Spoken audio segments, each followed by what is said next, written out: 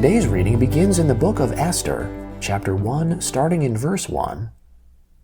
Now in the days of Ahasuerus, this is Ahasuerus who reigned from India even to Ethiopia over 127 provinces. In those days, when the king Ahasuerus sat on the throne of his kingdom, which was in Susa the palace, in the 3rd year of his reign, he made a feast for all his princes and his servants, the army of Persia and Media, the nobles and princes of the provinces being before him. He displayed the riches of his glorious kingdom and the honor of his excellent majesty many days, even 180 days. When these days were fulfilled, the king made a 7-day feast for all the people who were present in Susa the palace, both great and small, in the court of the garden of the king's palace. There were hangings of white and blue material, fastened with cords of fine linen and purple, to silver rings and marble pillars. The couches were of gold and silver, on a pavement of red, white, yellow, and black marble. They gave them drinks in golden vessels of various kinds, including royal wine in abundance, according to the bounty of the king. In accordance with the law, the drinking was not compulsory, for so the king had instructed all the officials of his house, that they should do according to every man's pleasure. Also Vashti the queen made a feast for the women in the royal house which belonged to King Ahasuerus. On the 7th day, when the heart of the king was merry with wine, he commanded Mehumam, Biztha, Harbona, Bigtha, and Abagtha, Zethar, and Carcass, the 7 eunuchs who served in the presence of Ahasuerus the king, to bring Vashti the queen before the king wearing the royal crown, to show the people and the princes her beauty, for she was beautiful. But the queen Vashti refused to come at the king's commandment by the eunuchs. Therefore the king was very angry, and his anger burnt in him. Then the king said to the wise men, who knew the times, for it was the king's custom to consult those who knew law and judgment, and next to him were Karshena, Shethar, Admatha, Tarshish, Meres, Marsena, and Memucan, the 7 princes of Persia and Media, who saw the king's face, and sat first in the kingdom. What shall we do to Queen Vashti according to law, because she has not done the bidding of the king Ahasuerus by the eunuchs? Memucan answered before the king and the princes, Vashti the queen has not done wrong to just the king, but also to all the princes, and to all the people who are in all the provinces of the king Ahasuerus. For this deed of the queen will become known to all women, causing them to show contempt for their husbands, when it is reported, King Ahasuerus commanded Vashti the queen to be brought in before him, but she didn't come. Today, the princesses of Persia and Media who have heard of the queen's deed will tell all the king's princes. This will cause much contempt and wrath. If it pleases the king, let a royal commandment go from him, and let it be written amongst the laws of the Persians and the Medes, so that it cannot be altered, that Vashti may never again come before King Ahasuerus, and let the king give her royal estate to another who is better than she. When the king's decree which he shall make is published throughout all his kingdom, for it is great, all the wives will give their husbands honor, both great and small. This advice pleased the king and the princes, and the king did according to the word of Memucan, for he sent letters into all the king's provinces, into every province according to its writing, and to every people in their language, that every man should rule his own house, speaking in the language of his own people. After all these things, when the wrath of King Ahasuerus was pacified, he remembered Vashti and what she had done, and what was decreed against her. Then the king's servants who served him said, Let beautiful young virgins be sought for the king. Let the king appoint officers in all the provinces of his kingdom, that they may gather together all the beautiful young virgins to the citadel of Susa, to the women's house, to the custody of Hegai the king's eunuch, keeper of the women. Let cosmetics be given them, and let the maiden who pleases the king be queen instead of Vashti. The thing pleased the king, and he did so. There was a certain Jew in the citadel of Susa, whose name was Mordecai, the son of Jair, the son of Shimei, the son of Kish, a Benjaminite, who had been carried away from Jerusalem with the captives who had been carried away with Jeconiah king of Judah, whom Nebuchadnezzar the king of Babylon had carried away. He brought up Hadassah, that is, Esther, his uncle's daughter, for she had neither father nor mother. The maiden was fair and beautiful, and when her father and mother were dead, Mordecai took her for his own daughter. So when the king's commandment and his decree was heard, and when many maidens were gathered together to the citadel of Susa, to the custody of Hegai, Esther was taken into the king's house, to the custody of Hegai, keeper of the women. The maiden pleased him, and she obtained kindness from him. He quickly gave her cosmetics and her portions of food, and the 7 choice maidens who were to be given her out of the king's house. He moved her and her maidens to the best place in the women's house. Esther had not made known her people nor her relatives, because Mordecai had instructed her that she should not make it known. Mordecai walked every day in front of the court of the women's house to find out how Esther was doing and what would become of her. Each young woman's turn came to go in to King Ahasuerus after her purification for 12 months, for so were the days of their purification accomplished, 6 months with oil of myrrh, and 6 months with sweet fragrances and with preparations for beautifying women. The young woman then came to the king like this. Whatever she desired was given her to go with her out of the woman's house to the king's house. In the evening she went, and on the next day she returned into the second women's house, to the custody of Shashgaz, the king's eunuch, who kept the concubines. She came in to the king no more, unless the king delighted in her, and she was called by name. Now when the turn of Esther, the daughter of Abihail, the uncle of Mordecai, who had taken her for his daughter, came to go in to the king, she required nothing but what Hegai the king's eunuch, the keeper of the women, advised. Esther obtained favor in the sight of all those who looked at her. So Esther was taken to King Ahasuerus into his royal house in the 10th month, which is the month Tebeth, in the 7th year of his reign. The king loved Esther more than all the women, and she obtained favor and kindness in his sight more than all the virgins, so that he set the royal crown on her head, and made her queen instead of Vashti. Then the king made a great feast for all his princes and his servants, even Esther's feast, and he proclaimed a holiday in the provinces, and gave gifts according to the king's bounty. When the virgins were gathered together the second time, Mordecai was sitting in the king's gate.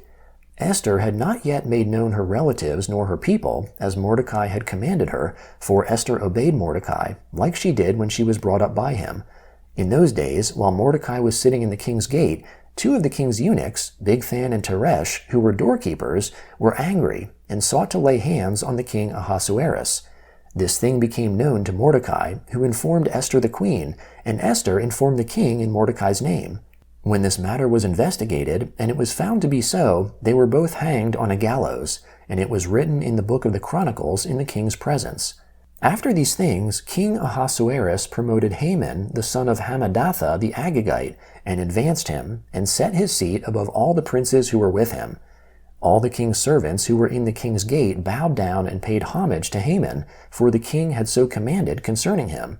But Mordecai didn't bow down or pay him homage. Then the king's servants who were in the king's gate said to Mordecai, "Why do you disobey the king's commandment?" Now it came to pass, when they spoke daily to him, and he didn't listen to them, that they told Haman, to see whether Mordecai's reason would stand, for he told them that he was a Jew. When Haman saw that Mordecai didn't bow down nor pay him homage, Haman was full of wrath. But he scorned the thought of laying hands on Mordecai alone, for they had made known to him Mordecai's people. Therefore Haman sought to destroy all the Jews who were throughout the whole kingdom of Ahasuerus, even Mordecai's people. In the 1st month, which is the month Nisan, in the 12th year of King Ahasuerus, they cast pur, that is, the lot, before Haman from day to day, and from month to month, and chose the 12th month, which is the month Adar. Haman said to King Ahasuerus, "There is a certain people scattered abroad and dispersed amongst the peoples in all the provinces of your kingdom, and their laws are different from other peoples. They don't keep the king's laws.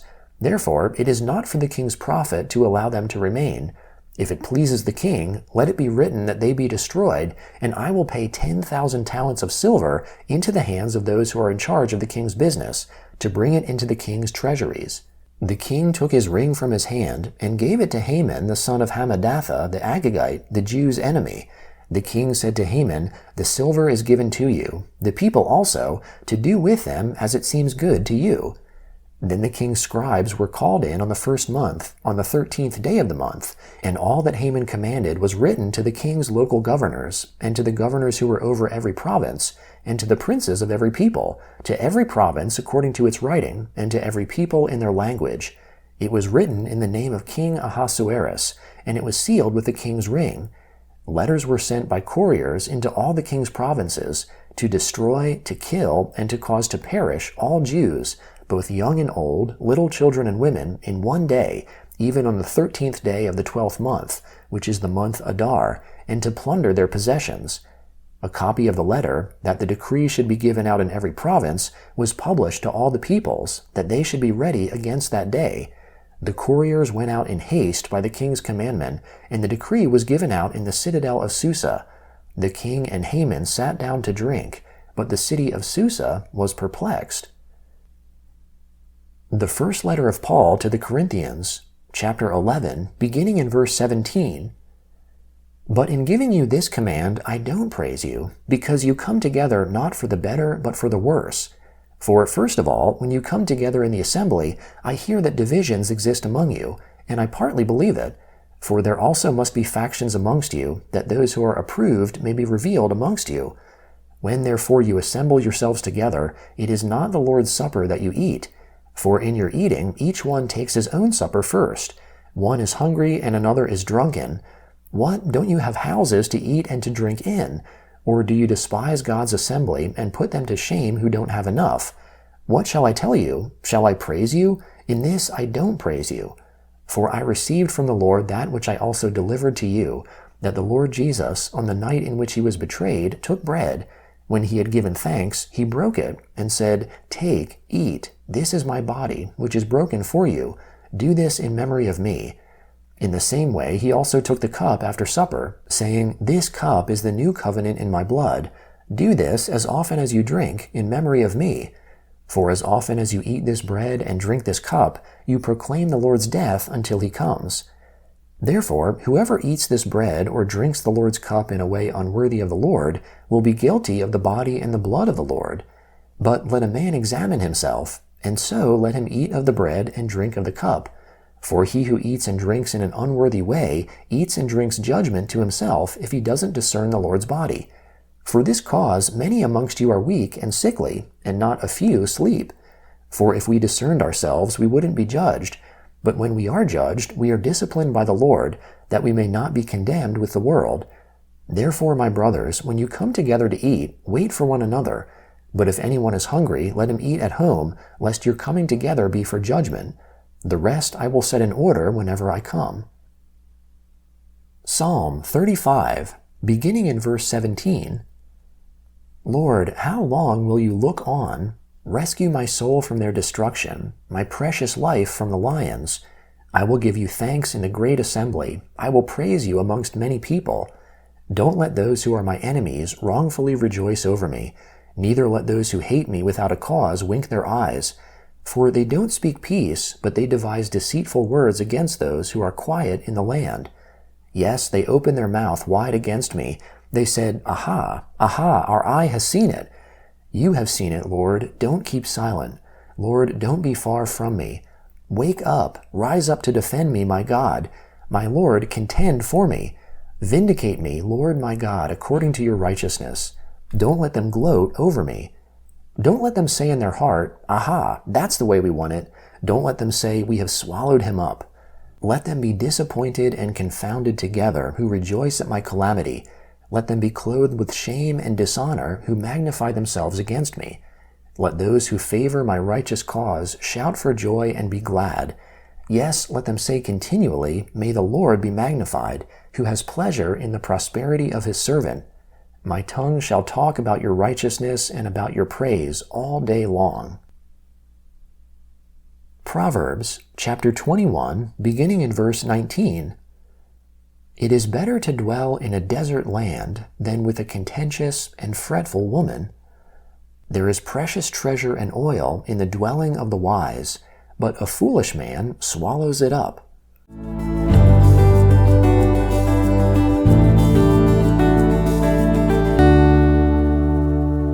If today's reading encouraged or challenged you, consider helping this podcast continue reaching others. Your support, no matter the amount, helps cover production costs and keeps these daily Bible readings available to listeners around the world. If you feel led to give, you can find the donation link in the episode description. And if giving isn't possible right now, sharing this podcast or leaving a review is another meaningful way to support us.